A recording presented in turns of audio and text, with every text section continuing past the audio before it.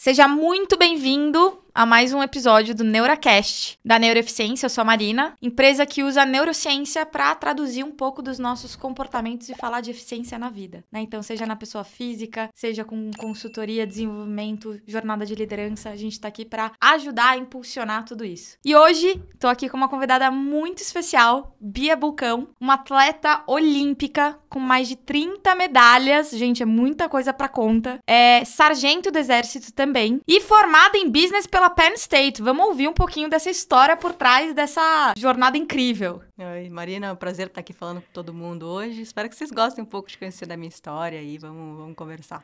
Excelente, Bia. Conta pra gente quem é a Bia por trás de todas as escolhas de ser esportista, sua infância, como chegou no esporte. Conta tudo que você quiser e se sentir confortável. Bom, a Bia hoje é uma mulher apaixonada por esporte e pelo processo de evolução. Eu acho que é o que me motiva a sempre estar aprendendo, é o que sempre me motivou muito a fazer esgrima. Porque é um esporte que você sempre tem que estar evoluindo e aprendendo e sempre estar mudando. Então, eu comecei esgrima com 9 anos de idade, no Clube Pinheiros. Eu vim de família adotada, com subnutrição com 6 meses de idade. Minha mãe me adotou solteira. E ela me botou no esporte com um incentivo de eu ganhar mais força na perna, ter um pouco mais, né, dessa questão física depois do tratamento que eu fiz intenso de 2 anos, até os 2 anos da idade. Você foi adotada com 6 meses e você fez o tratamento por 2 anos. 2 anos de subnutrição. Gente, vocês estão ouvindo isso? Esporte como olhado de desenvolvimento, toda a parte de física, corporal, e olha quem se torna a pessoa por trás do esporte.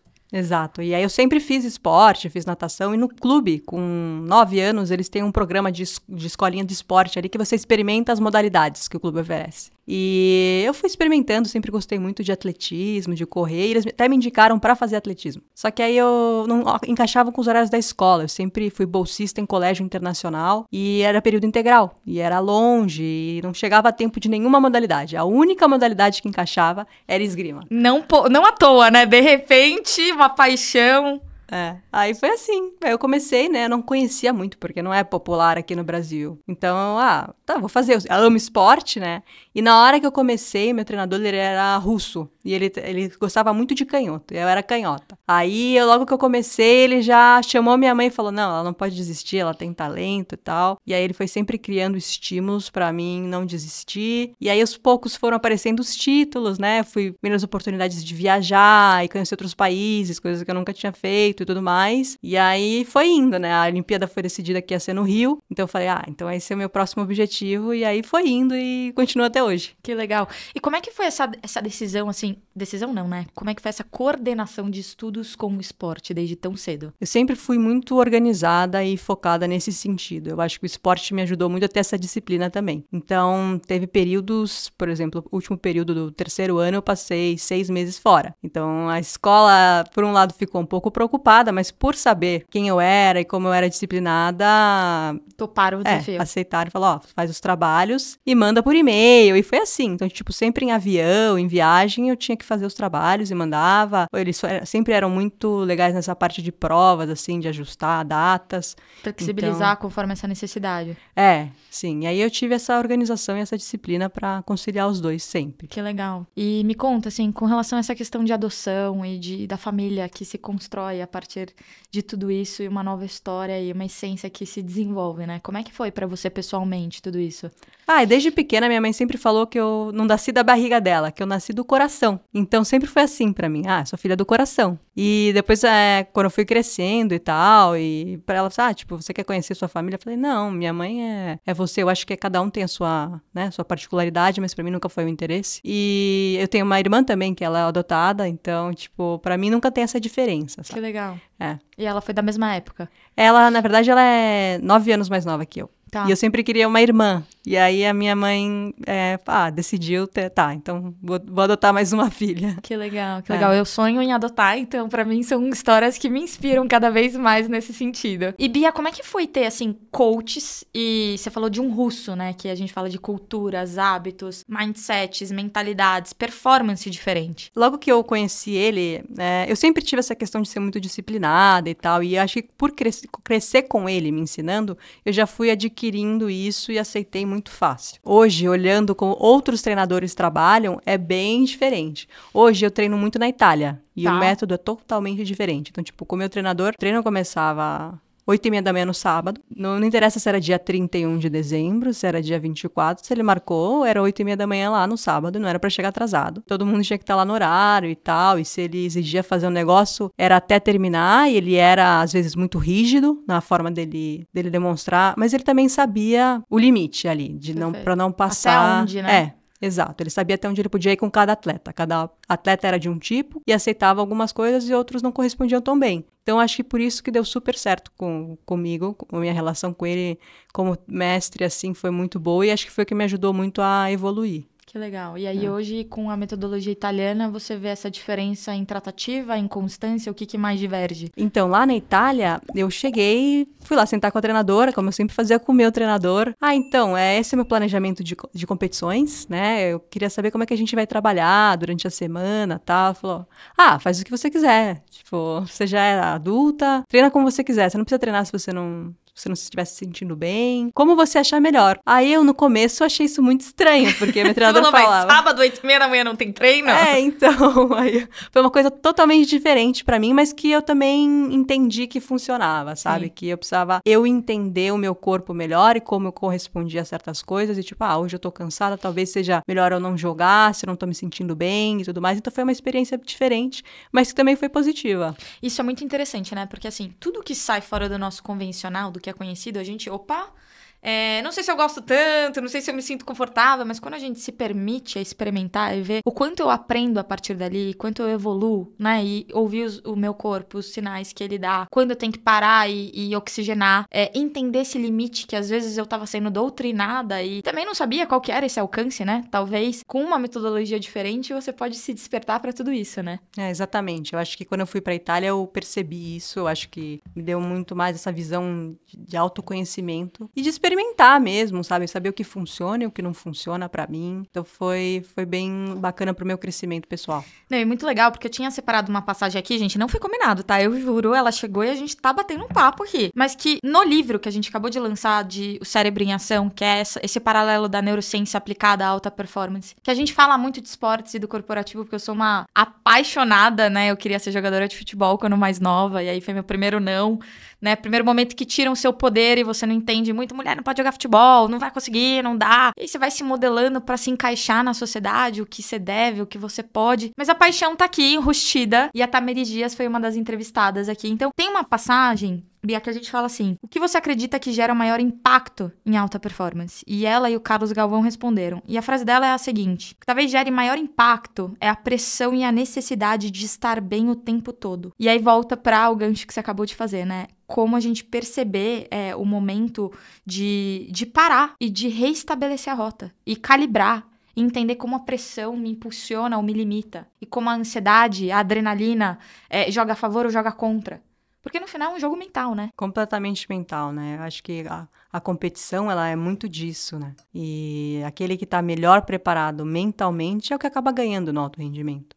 Aquele que consegue controlar muito bem suas emoções, entender o que ele tá sentindo, respeitar seus limites e saber usar estratégias para controlar aquilo ali para vencer. Perfeito. Você tem passagens, assim, que você lembra de maiores desafios que você teve mentais, assim, em termos de, putz, e eu rachava? Olha, acho que eu tive vários momentos assim, é difícil mencionar só um. Eu acho que o período de classificação olímpica pro atleta da esgrima, ele é muito intenso porque ele dura o ano inteiro. Então, são competições que começam em abril do ano anterior à Olimpíada até abril da finalização ali da classificação. Caramba, eu não sabia que era tão longo. Então, são várias provas e é um ano muito diferente, muito particular dos outros, porque você compete muito mais e todas as provas são importantes. Sim. E quando eu classifiquei para a Olimpíada de 2016, eu não estava indo muito bem nessas provas, não estava conseguindo os resultados, e aí ficou para a última prova, no último jogo, no último toque que eu consegui a classificação. Mas eu estava tão pronto, eu estava tão confiante naquilo que eu estava fazendo, que quando chegou, né, no último combate, eu estava jogando com a menina, quem ganhasse aquele jogo da final ia classificar. Ficou mais ou menos assim a situação.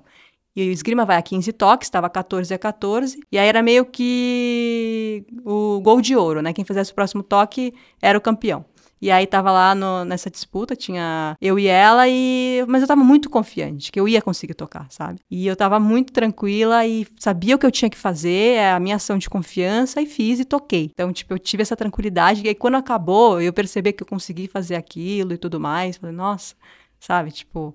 Como que eu quase deixei isso passar, essa sensação, sabe? Mas foi uma questão de muito eu estar me sentindo preparada e saber que todo o processo me preparou para aquele momento.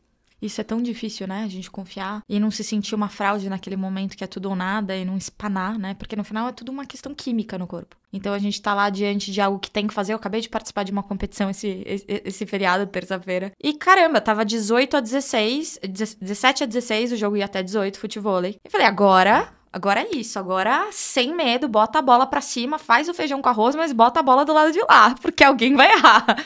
Caramba, meu parceiro errou. Na levantada que eu melhor coloquei a bola, perfeita, é de novo, né? O emocional, a pressão de ter que fazer, e se a gente se sente confiante, preparado, ou se a gente tá tomando a decisão pra se afastar do fracasso, ou de se aproximar do prazer, né? De eu entro pra ganhar ou eu entro pra não perder. Isso tudo muda o placar, né? Muda o resultado do que a gente tem no final do dia, né? Sim, com certeza. Eu gosto muito de, às vezes, quando eu tô jogando, eu sempre uso pra mim uma estratégia, quando a minha mente foge, assim, de lembrar que a minha mente tem que estar onde estão meus pés. E aí eu não vou pro futuro, né? Você pensa, ai, falta um ponto pra eu ganhar, ou ai, meu Deus, e aquele último... Você não pode acontecer isso quando você tá no jogo, ainda mais quando é muito rápido, como um esporte como a esgrima.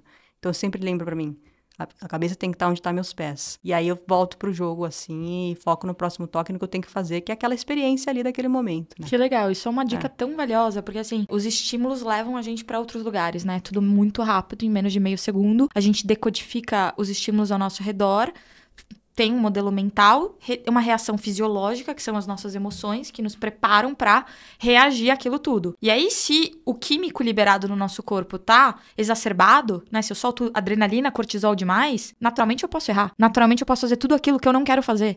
Que aí você fica falando, eu não posso errar, você faz o quê? Você erra. E aí voltar e olhar os pés e tem que tá, minha cabeça tem que estar onde tá os meus pés, pé no chão. É uma metáfora perfeita, né? De acalma o límbico, acalma o emocional e volta pro cognitivo e deixa a razão tomar conta naquele momento, né? Eu gosto muito dessa estratégia. Eu acho que uma coisa que eu também aprendi muito na Itália é de utilizar o período de treinamento para errar, me permitir errar ali. Porque quanto mais eu errar ali, melhor preparada eu voltar para aquela situação quando ela acontecer na prova. Mais repertório, né? Exato, E era uma coisa que eu tinha muita dificuldade antes, porque eu sempre me cobrei muito e sempre treinei muito. E lá eu aprendi, a minha treinadora falava, você tem que errar aqui que você tem que errar. E aí eu entendi que quanto mais eu errasse, não importa o placar, não importa se eu vou perder, aqui é treinamento, sabe? Que legal. E muda tudo, essa mentalidade, né? Sim, sim. De saber que ali a aprendizagem impulsiona depois o acerto mais rápido. É. E Bia, conta pra gente essa questão do sargento do exército. O que aconteceu? Como é que você foi parar nesse lugar? Então, na verdade, desde 2011, as Forças Armadas têm um programa de atletas de alto rendimento. Esse programa, ele meio que é aberto, é uma edital pública, mas meio que direcionada para os atletas de alto rendimento representarem as Forças Armadas, né? E eu represento o Exército desde 2019 como sargento temporário. Então, a minha função, né, dentro do Exército como sargento é representar a força, ajudar lá os militares de carreira, né, sempre que eu posso. Tá passando um pouco da minha experiência como atleta, até porque eles têm as competições deles militares, na Vama Aérea, essas coisas. Então, eu vou lá e ajudo eles com treinamento. E também ganho um pouco dessa vivência militar, né? Então, eu tenho que me apresentar lá e fazer teste físico. Eu fiz um campo, né? Como se fosse numa situação militar mesmo. Como foi?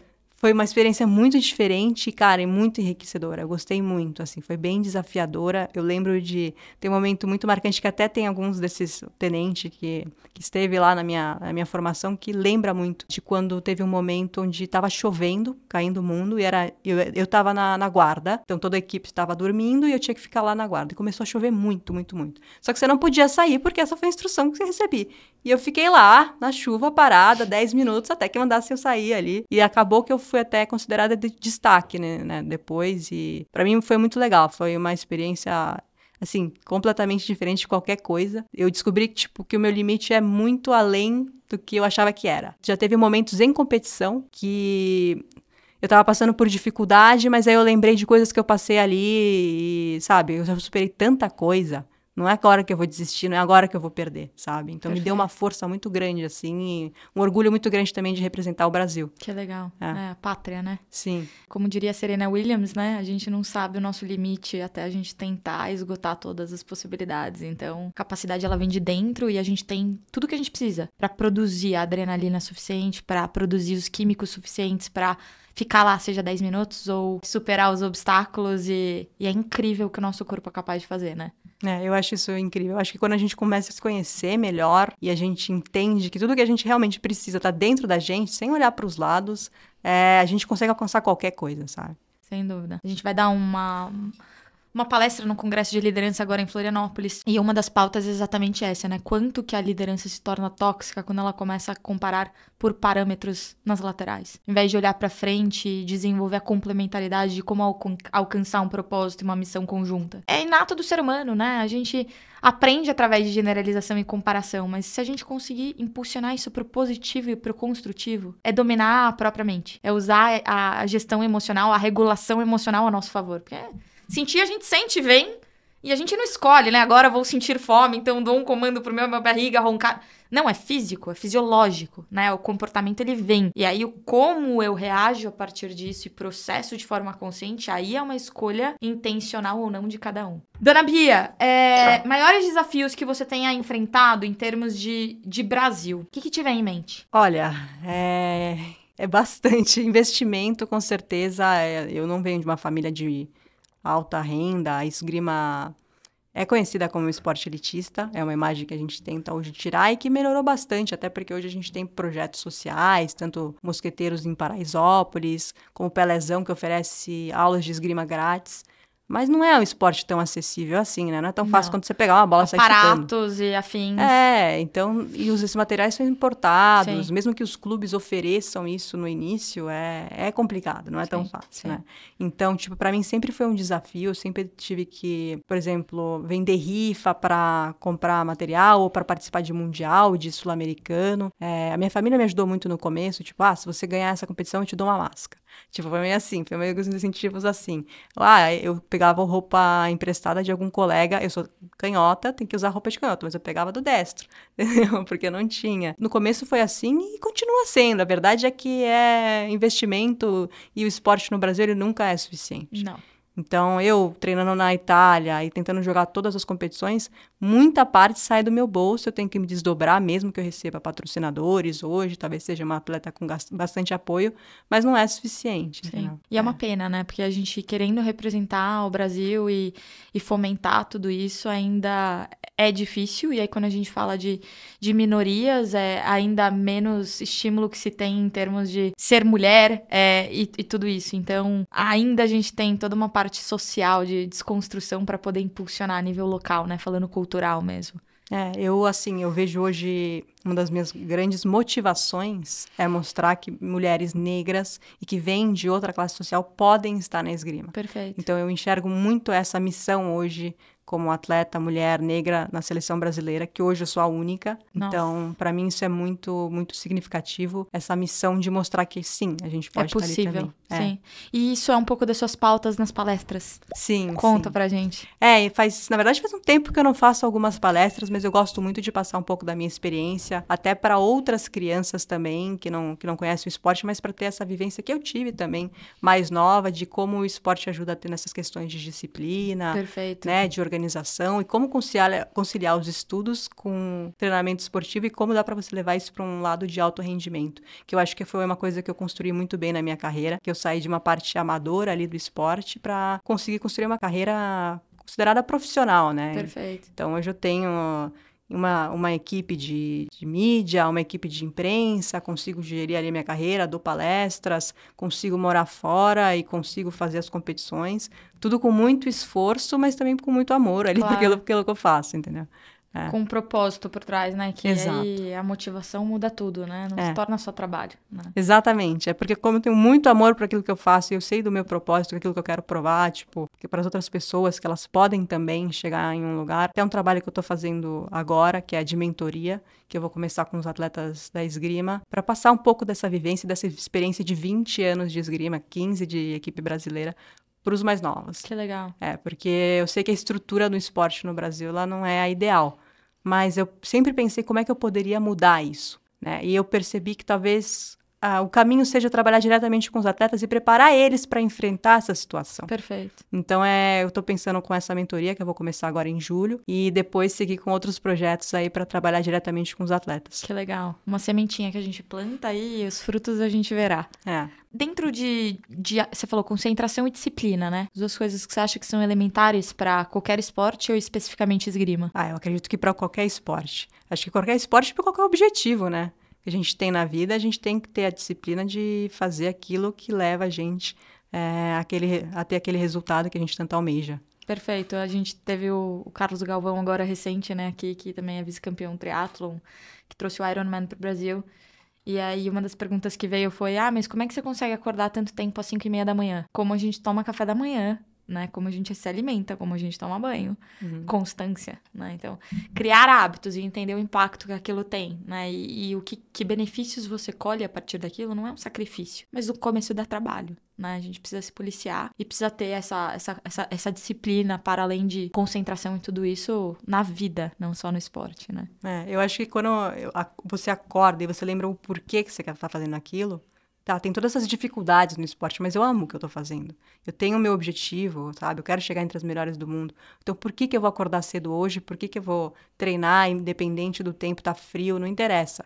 Quando eu lembro do meu propósito, do meu objetivo, é o que me leva a ter essa disciplina e esse foco na minha rotina. Que legal. Essa era a minha próxima pergunta. Qual que é o seu maior sonho hoje, Bia? Meu maior sonho é, claro, que ser campeã olímpica, conquistar uma medalha olímpica. Eu acho que todo atleta sonha com isso, mas eu acho que isso é construído todo dia. Claro. Não é só a medalha que chega lá. É tudo que eu faço no meu dia já é uma vitória olímpica, de alguma forma, entende? Então, viver dessa forma é o que me mais motiva. Sim, perfeito. E somos todos seres emocionais, né? Então, no final do dia, a gente sempre tem uma vozinha crítica ali do lado, tipo, puxando pra baixo, ou criticando, ou falando, putz, podia ter sido melhor. Como é que você lida com tudo isso, assim, na hora que a gente tem dias ruins, né? Eu costumo dizer que, às vezes, a gente acorda e a esponja tá verde, tá áspera do lado de cima, ou ela tá macia, né, curtindo a vida, lembrando que isso é meu propósito, a dopamina solta ali, motiva a ação, claro, mas nem sempre é assim. Como lidar com isso? Ontem, por exemplo, eu não tava me sentindo muito bem, eu não conseguia classificar promoção para Paris, e agora é tudo Paris, Paris, Paris, né? Então, quem não classificou, queria estar lá. Tem o luto, né? Exatamente. Não sou só eu, tem outros atletas que não classificaram, sabe? São 600 pessoas no ranking mundial, e vão 34, sabe? Então, muita mais gente não classifica do que classifica. E ninguém faz ideia de quão longo e duro é o processo. Doloroso, chegar né? lá, né? E no final, provavelmente aquele que é lembrado é o que ganhou, né? Então, às vezes, quando eu não tô me sentindo bem, eu treino. A verdade é que eu treino, que eu me sinto melhor. E aí, quando eu tô treinando, eu vou lembrando das coisas que eu já superei na minha vida, das dificuldades que eu já passei. E que eu tenho que mergulhar disso. Da minha história, da minha trajetória, que ela é só minha, e é isso que eu tenho que olhar e lembrar que eu sou uma pessoa muito melhor do que eu fui ontem, e eu acho que é isso que... Lembrar também que eu tenho pessoas que gostam de mim e me amam independente do resultado que eu tiver, sabe? Que é pela minha essência. Então, perfeito. E a jornada diz muito mais do que a medalha no final do dia, né? Exatamente. Então, como até encarar e enfrentar a própria não conquista no caminho, isso diz muito sobre como a gente conseguiu vencer os obstáculos que apareceram pelo caminho. Então, a gente não foi combinado, tá, gente? Acabei de escrever orgulho aqui, ela tá falando de orgulho, muito orgulho de você. Verdade, pela história, por tudo. E pensando em alto rendimento, assim, Bia, como é que você definiria, né? Alta performance, o que é alta performance? Alta performance é você tá buscando sair da zona de conforto todo dia. Eu acho que toda vez que eu vejo que eu tô numa zona confortável, eu tenho algo errado, eu preciso me desafiar. Eu estava no ranking brasileiro em primeiro lugar há muitos anos. E aí não, calma, não é só isso que eu quero. Eu não quero ser só a melhor do Brasil. Eu preciso fazer alguma coisa diferente. Aí eu fui buscar treinar na Itália. Um clube onde eu treino sempre... Você que foi atrás dos coaches italianos desse novo treinamento. Isso. Na verdade, muitos outros atletas já iam treinar nesse clube. Sempre foi uma busca de alguns outros atletas. Eu nunca tinha ido para lá. Tá. Porque a minha escola é russa, sempre ia ido para a França. Só que lá não era um nível muito alto. Então eu falei, eu quero ficar fixa num lugar. E ali era o clube ideal, porque lá eu treino com campeão olímpico, campeão mundial todo dia. Então eu apanho todo dia, sabe? E é muita gente pra jogar. Aprende a apanhar, né? Exato. Eu falei, se eu quero estar entre as melhores, eu tenho que treinar onde treinam os melhores, entendeu? Tem que me desafiar. Então, tipo, quando eu cheguei ali, era meio difícil. Tipo, eles não queriam jogar comigo, sabe? E aí, com o tempo, eu fui ganhando meu espaço. Começaram a me respeitar, comecei a dar mais trabalho e tudo mais. Então, tipo, eu sempre tento buscar sair da minha zona de conforto, mesmo quando eu fui treinar na Itália e depois, eu tenho dificuldade de jogar com pessoas asiáticas, vou ficar 1 mês treinando na Ásia. Fiquei 1 mês treinando lá, entendeu? Pra aprender e eu sempre vou buscando isso, buscando as coisas que me desafiam, assim. Que legal, interessante esse fato, né? E aí, entender quais são esses pontos de conexão ou desconexões, né? Do que faz a gente evoluir, mas que também tira da zona de conforto, né? Eu acredito que quando a gente sai da nossa zona de conforto, a gente aprende, sabe? A gente evolui e isso ajuda a gente a chegar mais próximo dos nossos objetivos e ajuda a gente a ter uma jornada que leve a isso e uma experiência muito, muito melhor, assim. Que legal. Tem alguma passagem, alguma coisa que eu não tenha te perguntado que você tem vontade de compartilhar? De principais lições de planejamento, superação, desafio, qualquer coisa? Eu acho que não. Eu acho que a gente deu uma passada em tudo, assim. Não tem muito, assim, o que adicionar, não. Pra gente fechar com chave de ouro, então, conta pra gente uma dica, se você fosse falar a principal dica que você pode deixar pras pessoas, pros jovens que estão nos assistindo, pras crianças que querem se estimular e ainda sonham, né, em ser atleta, em viver do esporte, em ser feliz, né, no final do dia, né, viver de um propósito maior do que só ganhar dinheiro, gente. Dinheiro não preenche a autorrealização de ninguém. Claro, ninguém é poliano, precisamos de dinheiro pra sobreviver e ter acesso, né? Patrocínio é importante, né? Incentivo é importante. Mas uma dica que traga eficiência para as pessoas na vida delas. Eu acho que quando a gente ama o que a gente faz, a gente encontra isso, a gente se dedica, independente se a gente vai conquistar aquele resultado que a gente tanto quer no final, sabe? Mas faz muito mais sentido a jornada. Então, é claro que é cheio de desafios, assim como foi a minha, mas vale a pena, sabe? Então, eu acho que lembrar todo dia o porquê você tá fazendo aquilo é importante. E se dedicar e se esforçar. No final, não tem resultado sem constância, né? Então, o dia a dia e lembrar de pôr o pé no chão, como era a metáfora?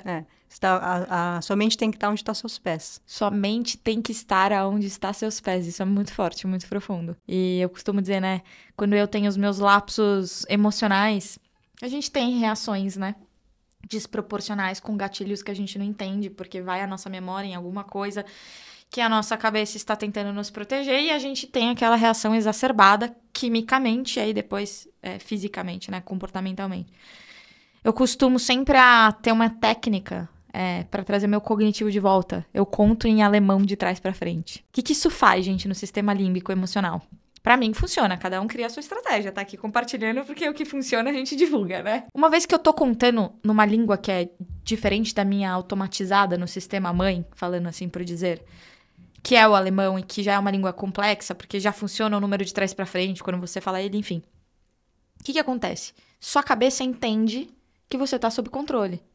Então, todo aquele químico que está sendo produzido para você reagir, quase que na época dos primatas, de você lutar ou correr do predador, ele diminui porque a tua cabeça entende que você tá no controle. Pô, se ela tá contando em alemão de trás para frente, ela não tá sob tanto risco assim. E aí diminui o emocional, volta o cognitivo, racional, e aí a gente tem um restabelecimento de emoções ali naquele momento. Então, eu gostei muito da tua frase porque me lembrou tudo isso, do pé no chão. Bem bacana. Interessante. Bom, acho que é isso, dona Bia. Muito obrigada por ter vindo. Obrigada por ser essa inspiração, por essa jornada brilhante. A gente quer te acompanhar de pertinho aí. E todas as próximas conquistas. E estaremos te aplaudindo de pé, né? Representando aí o Brasil e tantas iniciativas bacanas para fomentar o esporte entre as mulheres, entre os negros, entre minorias. E se Deus quiser, quem sabe o dia de amanhã será melhor do que o de hoje, né? Numa sociedade que ainda não tem todo esse lugar de apoio, mas que tem muitas pessoas sonhando com isso. Então, uma hora a maioria vence e a realidade será outra. Acredito nisso, né? Tenho fé que acontecerá. E então, só te agradecer por ter topado esse convite e ter dispensado um pouco do seu tempo em estar aqui e compartilhando sua história com todo mundo que está em casa.